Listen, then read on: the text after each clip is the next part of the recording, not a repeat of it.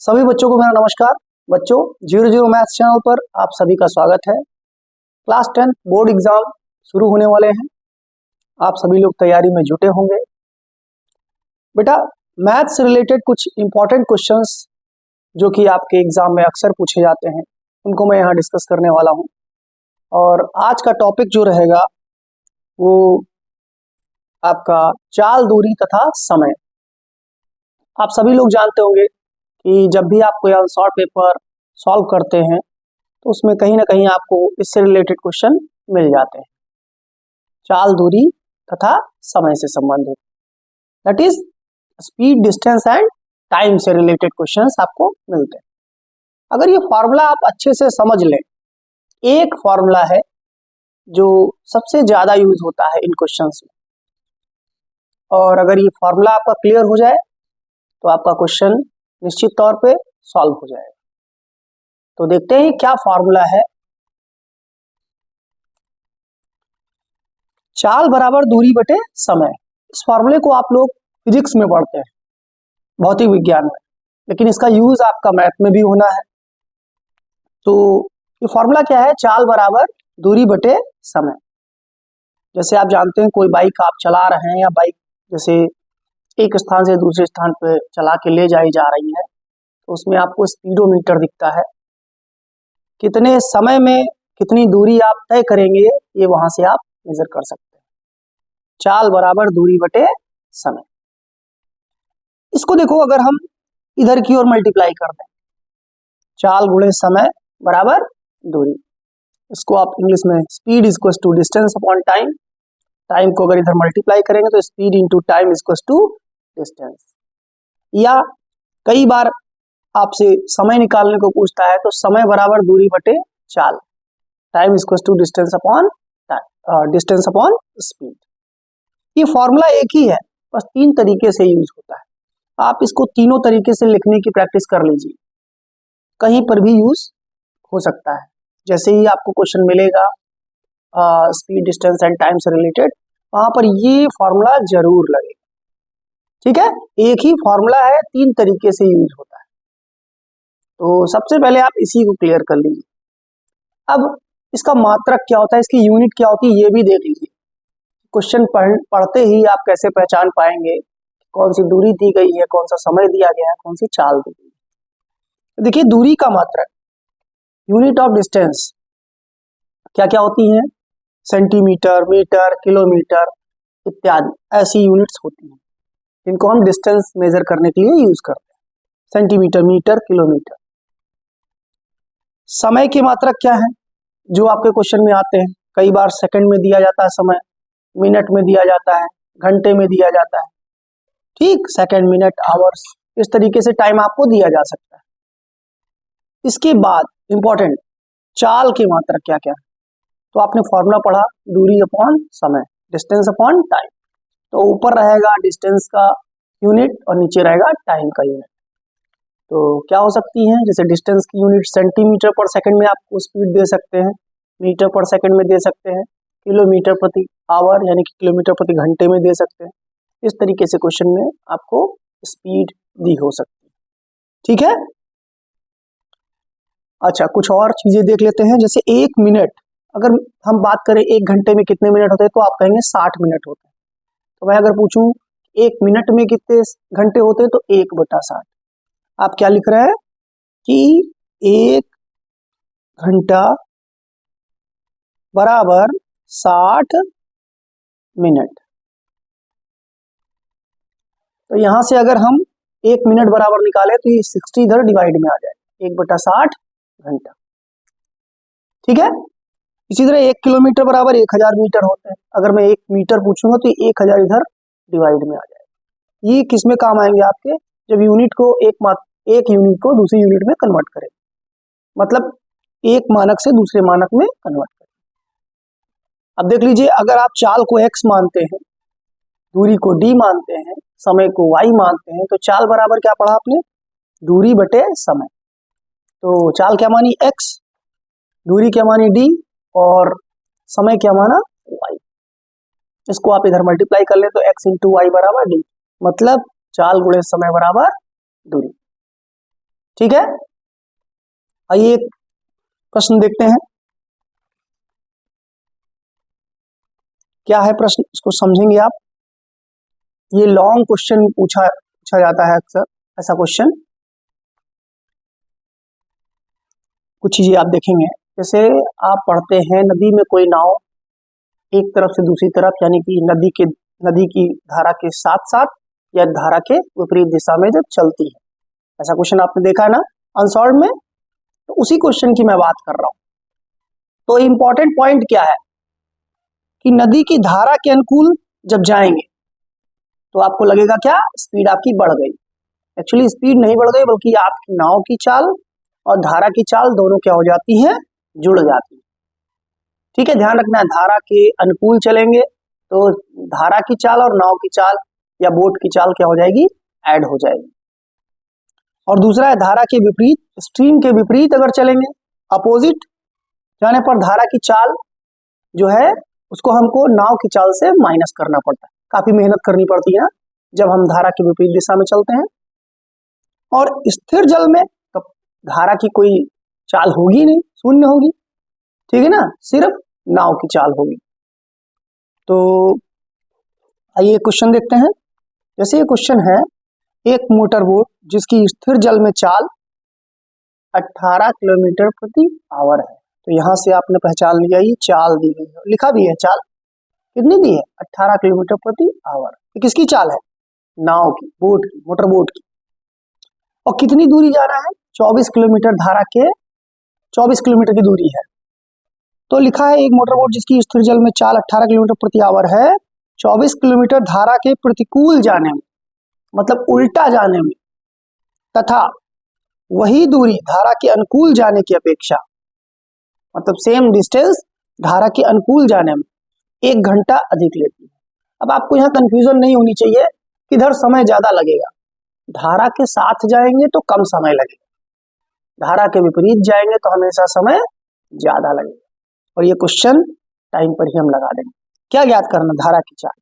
यहाँ पर ध्यान दें, जो भी ज्ञात करना हो उसी को कुछ ना कुछ आप मान लिया करिए।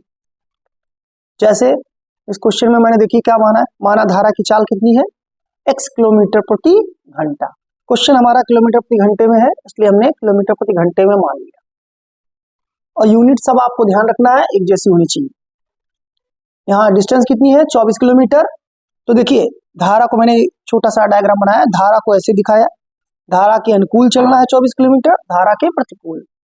अब इधर मान लीजिए आपका समय लगता है t1 प्रतिकूल आने में, इधर लगता है समय t2।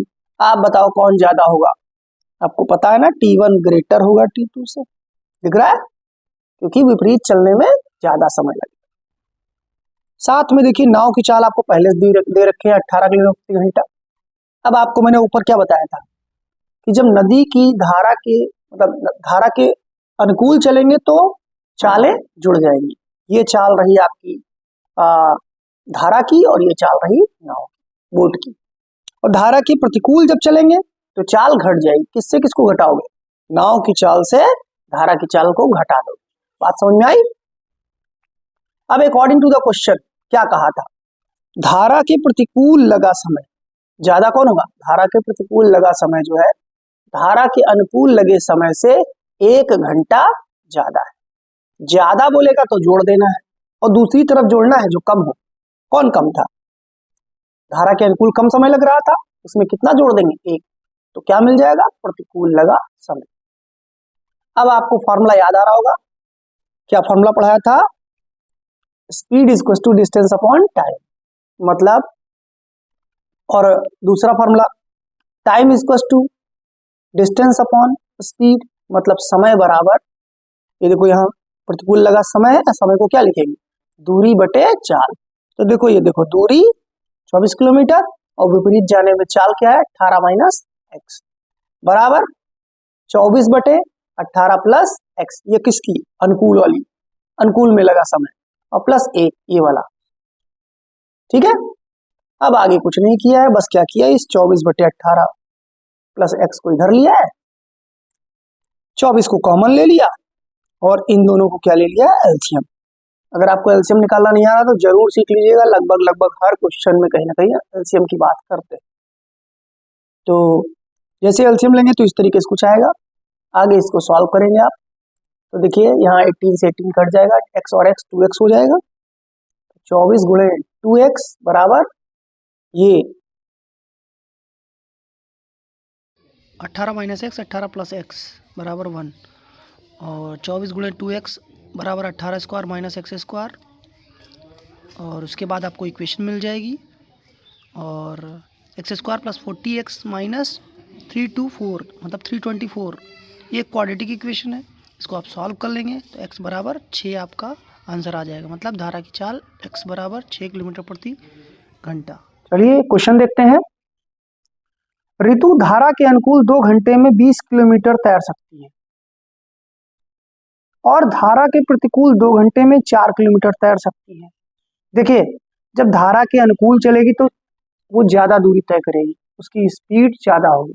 उसकी स्पीड क्या, परिणामी स्पीड, परिणामी चाल ज्यादा होगी। उसमें क्या क्या शामिल होगा, इसके तैरने की चाल भी शामिल होगी और धारा की चाल भी शामिल होगी, इसलिए ज्यादा दूरी तय की। वहीं जब उल्टा प्रतिकूल चलेगी तो इसकी तैरने की चाल और जो धारा की चाल है वो एक दूसरे का विरोध करेंगे, तो जो परिणामी चाल होगी वो घटा के निकलेगी। किससे, तैरने की चाल से हम धारा की चाल को घटाएंगे, तो स्पीड कम, परिणामी स्पीड कम होगी। दूरी कितनी तय कर रही है, सिर्फ 4 किलोमीटर। ठीक है, तो हमको क्या निकालना है, स्थिर जल में उसके तैरने की चाल तथा धारा की चाल ज्ञात करनी है। तो आपको मैंने बताया था जो भी ज्ञात करना है उसको मान लिया करो। जैसे हमने क्या मान लिया, ऋतु के तैरने की चाल क्या मान ली, x किलोमीटर प्रति घंटा, तथा धारा की चाल क्या मान ली, y किलोमीटर प्रति घंटा।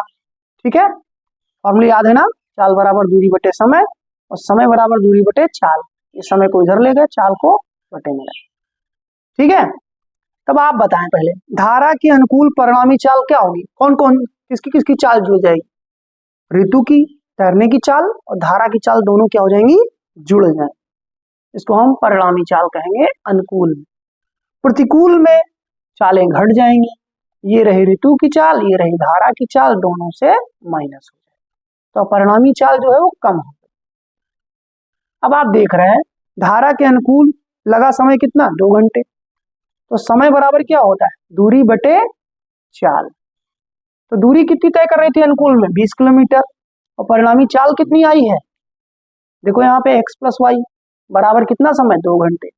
इसको हम उधर ले गए, सिंप्लीफाई किए, 2 से 10 कट गया बचा, 2 से 20 कट गया बचा 10, x प्लस वाई बराबर कितना आ गया, 10। तो पहली इक्वेशन मान ली इसको। अब प्रतिकूल में कितना समय लग रहा था, समय तो 2 घंटे ही लग रहा था, लेकिन दूरी कितनी तय कर रही थी, सिर्फ 4 किलोमीटर, और चाल कितनी परिणामी, x माइनस वाई प्रतिकूल में। तो समय की जगह फॉर्मूला क्या रहेगा, दूरी बटे चाल बराबर जो भी समय दिया। इसको हमने सॉल्व किया तो आपकी इक्वेशन क्या आ गई, x माइनस वाई बराबर 2। अब कैलकुलेशन थोड़ी बहुत आपको करनी पड़ेगी। अब ये फर्स्ट इक्वेशन और सेकंड इक्वेशन को सॉल्व करेंगे, जोड़ दें अगर दोनों को तो y से y कैंसिल हो जाएगा। तो x का आंसर कितना आ गया, 6 किलोमीटर प्रति घंटा, और x का मान समीकरण 1 में रख देंगे तो y का मान कितना आ गया, 4 किलोमीटर प्रति घंटा। तो ऋतु की तैरने की चाल कितनी आ गई, 6 किलोमीटर प्रति घंटा, और धारा की चाल कितनी आ गई, 4 किलोमीटर प्रति घंटा। ठीक है, तो बहुत आसान क्वेश्चन है, बस आपको एक ही फॉर्मूला बार बार यूज करना है, चाल बराबर दूरी बटे समय, और वहीं से हम 2 फॉर्मूले और निकाल लेते हैं, जैसे समय बराबर दूरी बटे चाल, दूरी बराबर समय गुणे चाल। चलिए नेक्स्ट क्वेश्चन देखते हैं, और आपके लिए एक होमवर्क क्वेश्चन भी है, तो देखेंगे आप क्या होमवर्क है आपके लिए। एक क्वेश्चन दिया मैंने, एक नाव जिसकी स्थिर जल में चाल, अगर जल स्थिर है तो धारा की चाल 0 होगी, तो ये चाल सिर्फ किसकी बची, नाव की चाल, 5 किलोमीटर प्रति घंटा।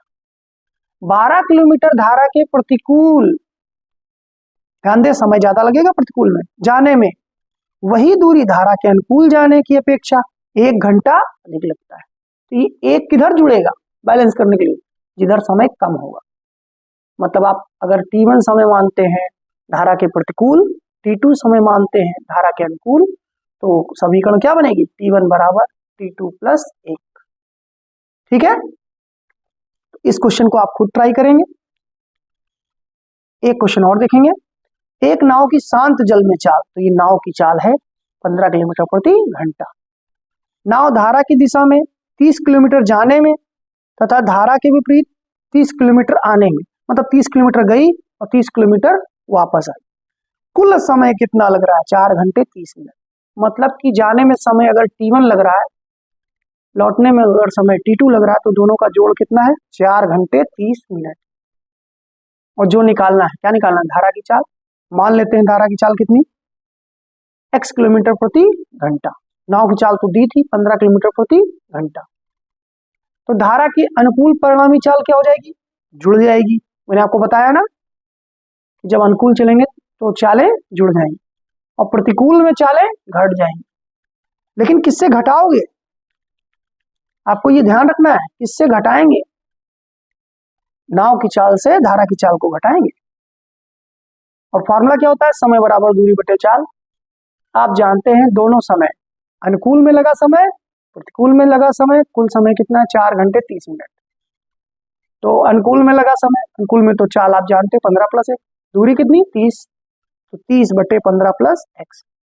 प्रतिकूल में दूरी तो 30, लेकिन आप देख रहे हैं चाल जो है 15 माइनस x बराबर 4 प्लस 30 बटे 60। 30 बटे 60 क्यों किया?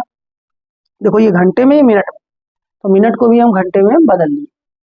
ठीक है, क्योंकि चालें भी हमारी किलोमीटर प्रति घंटे में दी।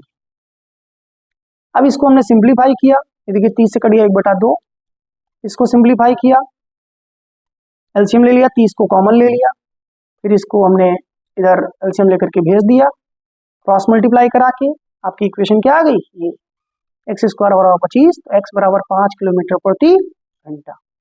अगर आप समीकरण बना ले जाते हैं तो इक्वेशन सॉल्व कर पाएंगे और आंसर आपका आ जाएगा। गलती ज्यादातर समीकरण बनाने में ही होती है। ठीक है, एक लास्ट क्वेश्चन और देखते हैं।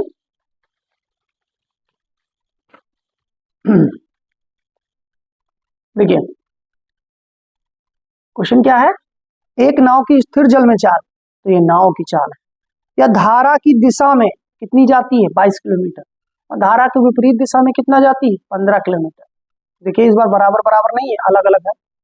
कुल समय कितना लगता है? 5 घंटे। तो धारा की चाल ज्ञात करनी, तो आप मान लेंगे धारा की चाल बराबर x km पर आवर।